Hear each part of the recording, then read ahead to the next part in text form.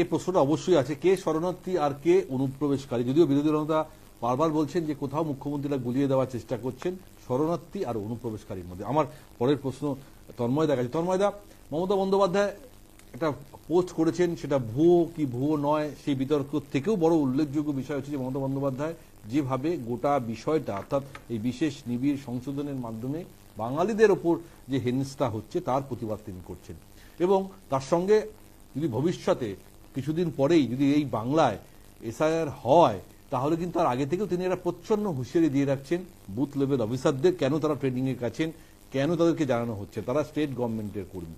ফলে এটাও তো কোথাও মনে হয় যে এটা নির্বাচন কমিশনের যে রুল আছে বা নিয়ম আছে সেটাকেও তিনি তোয়াক্কা করছেন না।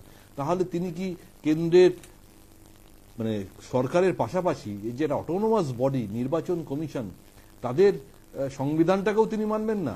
আর তার প্রতিবাদ তো অবশ্যই থাকবে, কিন্তু কোথাও তো দেশের নিয়ম কানুন সংবিধান মেনে চলা উচিত। রাজুর সময় কিন্তু একটি কথা বলিনি, রাজু মাঝখানে কথা বলো না। আচ্ছা, আমি একটা একটা করে আসি।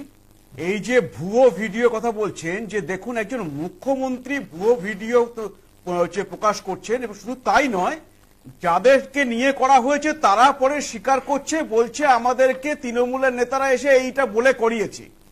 আচ্ছা, সেইটা হচ্ছে কে বলছে? এখন দিল্লি পুলিশ এটা বলছে, এবং তার সাপোর্টে তারা হচ্ছে সিসিটিভি ফুটেজ দেখাচ্ছে যে যেগুলো বলা হয়েছে সেগুলো সব মিথ্যে। এবার সেখানে হচ্ছে আমাদের সাংসদ সৌমেন্দু অধিকারী গিয়ে একটা কমপ্লেন করেছেন। এবার যদি তার ক্ষমতা থাকে, তিনি যদি এতটাই সাহস হয়, তিনি যদি এতটাই তার হচ্ছে নিশ্চিত হন যে ওটা হচ্ছে সত্যি ভিডিও, যান গিয়ে দিল্লি পুলিশের বিরুদ্ধে কেস করুন, দিল্লি পুলিশের বিরুদ্ধে আপনি কমপ্লেন করুন, কারণ আপনাকে তো বলছে। তাতে তো হচ্ছে একজন মুখ্যমন্ত্রী এরকম কথা বলছে, আপনার তো মাথায় যদি লজ্জা না থাকে, আমাদের লজ্জা আছে, আমাদের রাজ্যের মুখ্যমন্ত্রীকে বলা হচ্ছে, লজ্জা আমাদেরও হচ্ছে। তাহলে আপনার যদি ক্ষমতা থাকে আপনি গিয়ে হচ্ছে কমপ্লেন করুন যে কেন আমার সম্বন্ধে এরকম বলা হচ্ছে। সেই ক্ষমতা আছে কি? সেই ক্ষমতা নেই। আর শুধু সেটা আপনি বললেন যে এইটা কিন্তু মনে রাখবেন, এটা তৃণমূল চেষ্টা করছে একের পর এক এই সমস্ত ভিডিও তৈরি করে মানুষকে জিনিসটা গুলিয়ে দিতে। আপনি পার্থপ্রতিম রায়ের কথা বললেন, এই দুদিন আগে ভিডিও তিনি ছেড়েছেন, সেটাও ভুয়ো প্রমাণ হয়েছে এবং নিজে সেটা স্বীকার করে নিয়েছেন। আজকে মহারাষ্ট্রে একটা পরকীয়ার ব্যাপারে একজনকে খুন করেছে, সেটাও তারা চালাচ্ছে এই বাংলা বাঙালি করে।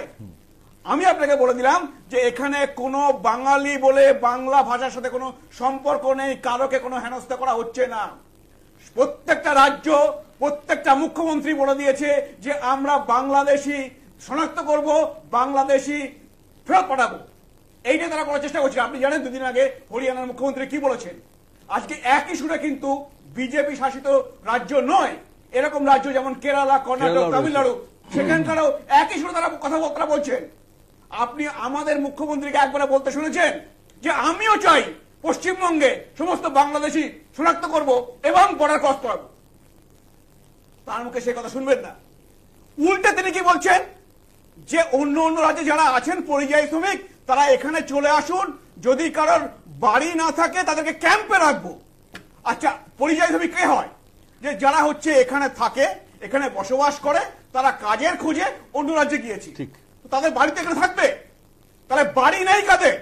ওই রোহিঙ্গাদের, ওই বাংলাদেশি হচ্ছে অনুপ্রবেশকারীদের।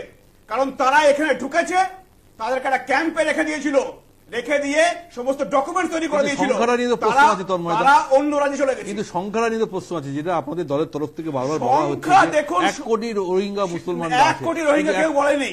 আমি আপনাকে আবার বলেছি, শুনুন, উনি বিভিন্ন সময় বলেছেন, আমি আবার আপনাকে বলে দিচ্ছি, কথাটা হচ্ছে রোহিঙ্গা এবং বাংলাদেশি অনুপ্রবেশকারী।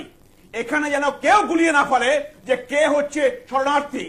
সিএএ আইনে, দেশের আইন পার্লামেন্টে পাস হয়েছে, সেখানে পরিষ্কার করে বলা রয়েছে যে ধর্মীয় নিপীড়নের কারণে যারা চলে আসবে, হিন্দু, শিখ, জৈন, বুদ্ধিস্ট, খ্রিস্টান, তারা সবাই হচ্ছে শরণার্থী বলে বিবেচিত হবে।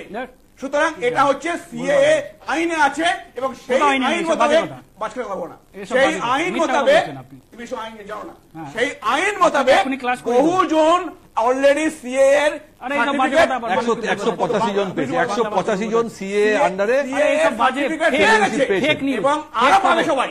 ওগুলো আসছে, fake। এটা বলে রাজুবাবু দিলাম। আসছে, রাজুবাবু আসছে। তো এইবার হচ্ছে দেখুন তাহলে কি হচ্ছে। আজকে উনি বলছেন অন্য রাজ্য থেকে এখানে ফিরে আসতে এবং তাদের জন্য ক্যাম্প করবে, পরিষ্কার হচ্ছে সেখানে হচ্ছে আছে। মানে আপনি বলছেন শুধু যে তাই এই নয়, রাজ্যে- শুধু এই তাই রাজ্যে নয়, যারা শুধু অনুপ্রবেশকারী- কিভাবে ক্ষতি করছে রাজ্যের মানুষের চিন্তা করে দেখুন সুপ্রিয়। আজকে উনি বলছেন তাদের কর্মসূচিতে চাকরি দেবেন, আজকে উনি বলছেন তাদের বিনা পয়সায় রেশন দেবেন, স্বাস্থ্যসাথী দেবেন, লক্ষ্মীর ভান্ডার দেবেন।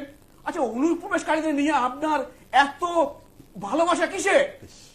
আজকে হচ্ছে মনে রাখবেন, বাংলাদেশে যখন রোহিঙ্গা এসে ঢুকেছিল, বাংলাদেশ তাদের থেকে তাড়িয়েছে এবং তারা এইদিকে এসছে কারণ রোহিঙ্গা তারা কত? জানে রোহিঙ্গা কত আছে? পশ্চিমবঙ্গে বুঝলাম। রোহিঙ্গা কত আছে? বিরোধী দলনেতা আমাদের ব্যবস্থা বেশ করে বেশ দেওয়ার বেশ সংখ্যা তন্ময় কত? দাস, আজকে ওয়াজ, সেই জন্য বেশ, পাশের কথা বলুন আপনি। বেশ, না, না, বেশ, রোহিঙ্গা বেশ, কত? বেশ, রোহিঙ্গা তন্ময় দা, কত? হয়ে গেছে জিজ্ঞাসা করুন। অন্য বক্তার কাছে যেতে হবে। এবার বেশ, কত? এবার রোহিঙ্গা সেইটা কত? হওয়ার জন্য আজকে পশ্চিমবঙ্গের মানুষের কাজগুলো নিয়ে নেবে বেশ, তারা। আমরা নিয়ে বুঝতে পেরেছি নিচ্ছে। আপনার আরো নেবে। বক্তব্য খুব স্পষ্ট, কিন্তু আজকে এটাও খুব পরিষ্কার মমতা বন্দ্যোপাধ্যায় যেন হুঁশিয়ারি দিয়েছে যে একটিও নাম যেন বাদ না যায়।